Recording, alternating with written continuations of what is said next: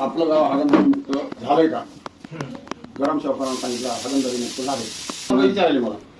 आता मला कोण्या परसामाला विचारलं नाही, उत्तमरावांना विचारलं नाही, पलीकडच्या पार्टीने विचारलं नाही, ठिकाणाच्या घराने विचारलं नाही, बोगस केले का रस्ते केले का नाही. आता तो पोरग विचारले मला त्याच्यामुळे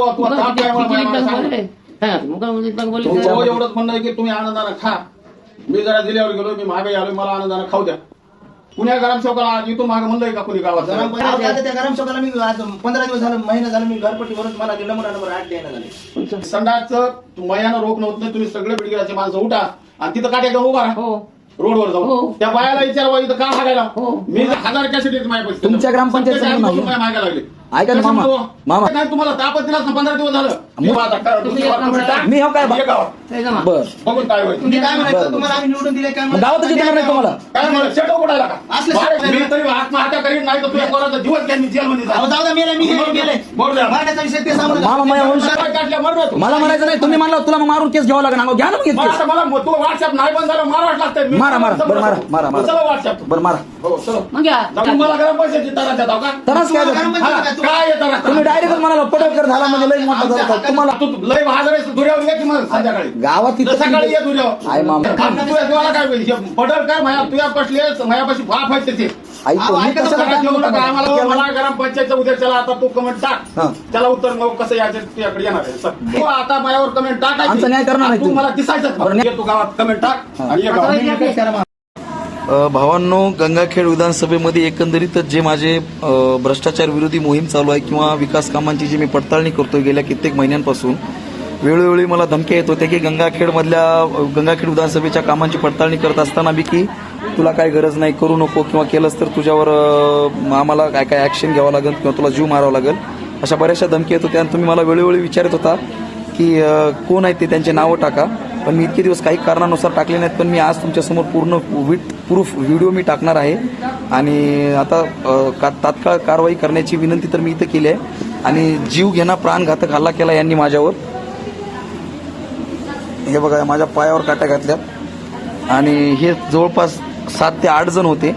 स्वतः बाबा पोले जे जिल्हा परिषद सदस्य आहेत महातपूरचे, परभणी जिल्हा, सुनील तांदळे आणि जाडे आप्पा म्हणून आहेत, आणि असे दुसरे 2-4 जण अनोळखी होते. या 5-6 जणांनी मला धरलं आणि धरून त्यांनी माझ्या पायावर मारहाण केली. आपल्या पाण्याच्या ऑटोची काच फोडले त्यांनी आणि पाण्याच्या प्लॅन्टमध्ये येऊन थोडी बहुत तोडफोड केली तिथं. आणि आता मी गंगाखेड पोलीस स्टेशनला गुन्हा दाखल करण्यासाठी आलो आहे. आणि ह्याची दखल संपूर्ण महाराष्ट्रातील ज्या जनतेसाठी मी आतापर्यंत लढतोय, ज्या धनगर समाजासाठी, ज्या बहुजनांसाठी, ज्या हिंदूंसाठी मी लढतो आलो आतापर्यंत, तुमची खरंच नितांत गरज आहे. आजपर्यंत मी तुमच्यासाठी काम केलंय आणि आज तुम्ही माझ्यासाठी येण्याची खूप गरज आहे. मी नंबर, त्या माणसाचा नंबर आणि नाव, पत्ता सगळा काय मी तुम्हाला या कमेंट बॉक्समध्ये टाकतोय. तुमची आता गरज आहे मला. जय भीम, जय शिवराज, जय मला. छत्रपती होळकर फुले शाहू आंबेडकरांच्या महाराष्ट्रामध्ये मी जगतोय आणि माझा आवाज, माझा जीव घेतल्याशिवाय शांत बसणार नाही. चला, हे माझे सगळे ग्रामस्थ आहेत, मला भेटण्यासाठी आले आहेत की माझ्या हातावर जे पायानं मारहाण झाली आहे ते मला दाखवता येत नाही, पण आतमध्ये कदाचित पाय माझा फ्रॅक्चर झाला असणार आहे. मी ते तुम्हाला सगळं काही विथ पुरावा उद्याच्याला दाखवतो. हाच तो बाबा पोले आहे ज्यांनी जिल्हा परिषद महातपुरी सर्कलमधून निवडून आल्याच्या नंतर अकोले गावामध्ये एक भाषण केलं होतं की ते भाषण तुम्ही तुमच्या कानानं ऐका की काय केलं होतं.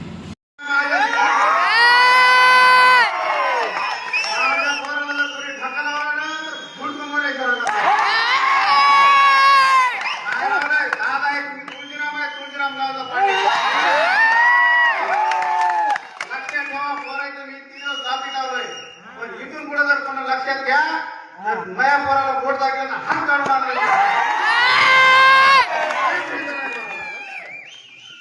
नाटक करायचं अजिबात नाही.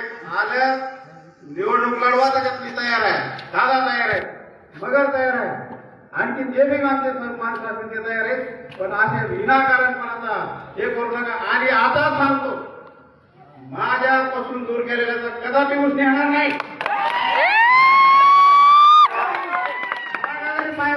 काही लावायला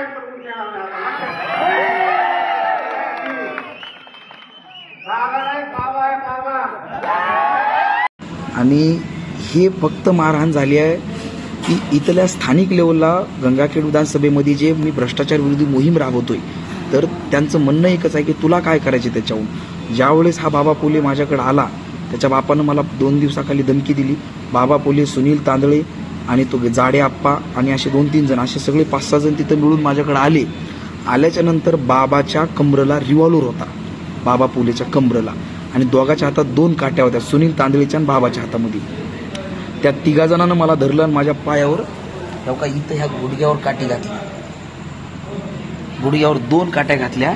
पण छत्रपती शिवरायांचं रक्त माझ्या अंगामध्ये आहे, छत्रपती होळकर फुले शाहू आंबेडकरांचा मावळा असल्यामुळं त्यांना हिसका देऊन मी तिथून आग्र्याहून जशी महाराजांनी सुटका करून घेतली होती त्या प्रकारची सुटका मी त्यांच्याकडून करून घेतली आणि तिथून निघालो. पण त्याचे शब्द माझ्या कानात अजून घुमतायत की बाबा पोलीस स्वतः म्हणू लागला की स्थानिक लेवलला गंगाखेडमध्ये तुझ्यामुळे एकही गुत्तेदार काम करीना झालाय आणि आमदार साहेबाचे कामं तू अडवायलास. आमदार साहेब माझा बाप आहे, रत्नाकर गुट्टे म्हणजे माझा बाप आहे. माझ्या बापाच्या अडथळ्यामध्ये आणतोस का तू? तुला काय संबंध आहे माझ्या बापाविरुद्ध बोलण्याची? तू काय कुठला नेता लागून गेलास का? असे त्याचे शब्द माझ्या कानात घुमले. मी विचार केला की माझी लढाई ही माझ्या स्वतःच्या वैयक्तिक घरकुलाच्या हप्त्यासाठी नाही आहे, माझी लढाई रयतेसाठी आहे. हे सगळे महापुरुष रयतेसाठी लढले होते, म्हणून माझं काम हे रयतेसाठी असणार आहे, कारण मी यांचा शिष्य आहे. आता रयतेचा अधिकार आहे की त्यांनी आता तो निर्णय घेतला पाहिजे. आता मारहाण झाली 8 वाजता, आता सध्या 11 वाजले. 8 वाजल्यापासून 11 वाजेपर्यंत मी सध्या इथल्या ह्याच्यामध्येच आहे, सरकारी दवाखान्यामध्ये आहे. आणि पोलीस इन्स्पेक्टर डोंगरे साहेबांना मी गंगाखेड पोलीस स्टेशनला कॉल केला होता किंवा त्यांना ती MLC, आता काही ही MLC आहे, त्यांना ही MLCची माझ्याकडे OC आहे. तर MLC त्यांच्याकडे एक गेले, पण अजूनही इथं जॉब घेण्यासाठी कोणी आलं नाही.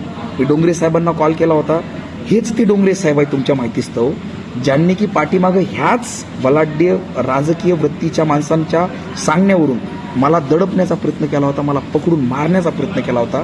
पण साम दाम दंडभेद वापरून त्यांना कळालं की महेश बिडकर काय दबनं झालाय, मग आता ह्याला मारल्याशिवाय पर्याय नाही, म्हणून ते आज मला मारायला आलते.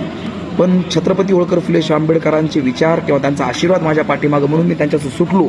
पण भावांनो, माझा आज संतोष देशमुख 100% झाला असता, कारण आमचा पाण्याचा प्लॅन्ट जिथं आहे तिथं 1-2 CCTV कॅमेरे आहेत, पण तेवढा काही पुरावा यांना सापडला नसता आणि त्यांनी 100% आज माझा संतोष देशमुख केला असता. गंगाखेडमध्ये एक वाल्मिक अण्णा कराड तयार झालाय आणि तो सगळ्या गंगाखेडवासियांना माहिती झालाय आणि आता तो माहिती होणार आणि ह्याच्यावर योग्य ती कारवाई झाली पाहिजे.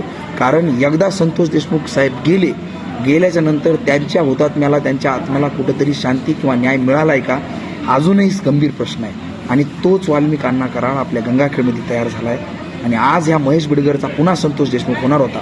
पण माझ्या अखंड महाराष्ट्रातील धनगर समाज, बहुजन समाज आणि हिंदू समाज शांत बसणार नाही. माझ्या गोपीचंद पडळकर साहेब शांत बसणार नाहीत.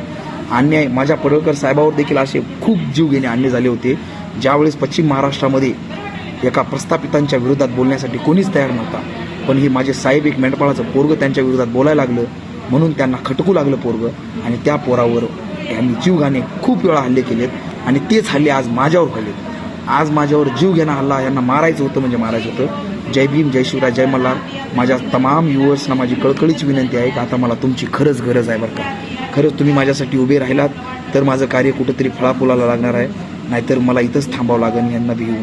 पण मी भिणार नाही, मी मरेल पण वाकणार नाही. छत्रपती संभाजी महाराजांना ज्या प्रकारे मारण्यासाठी स्वतः औरंगजेब दिल्लीचे तख्त सोडून दख्खनमध्ये आला होता, त्याच प्रकारे ह्या एका त्यांच्या मावळ्याला मारण्यासाठी स्वतः बाबा पोले जो जिल्हा परिषद सदस्य आहे, स्वतः संभाजी तुळशीराम पोले जो सरपंच आहे अकोले गावचा, स्वतः तो माणूस मला मारण्यासाठी उठलाय.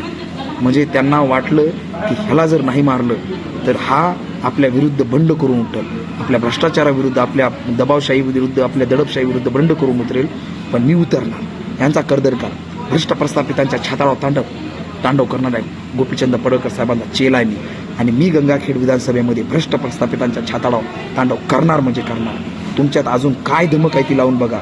मला मारलंय, अजून मारा, पण मी थांबणार नाही. माझं पूर्ण जीवन हे रयतेसाठी होतं आहे आणि राहणार. भ्रष्ट प्रस्थापित आणि भ्रष्ट व्यवस्थेच्या विरुद्ध मी लढत होतो, लढत आहे, लढत राहील. मी दैनिक सूर्योदयचा पत्रकार आहे आणि पत्रकारावर झालेला हल्ला हा गंगाखेडमधल्या अखंड महाराष्ट्रामधल्या पत्रकारांना देखील लाजीरवाणी गोष्ट आहे, लांछनास्पद गोष्ट आहे आणि पत्रकारांनी हा विषय गंभीरपणे घेण्याची खूप गरज आहे. आता तुम्ही चांगल्या माणसासंग राहून माणसाचे मर्डर करण्यासाठी तुम्ही तयार झाले. तुमचं आमचं काही संबंध होता. एक तर तुम्ही मी प्लॅनवर आलो त्या पोराला मी विचारलं कोण कोण होते त्यानं का करू का करू का बसून आला बाबाच्या स्कॉर्पिओमध्ये बसून आला त्याचा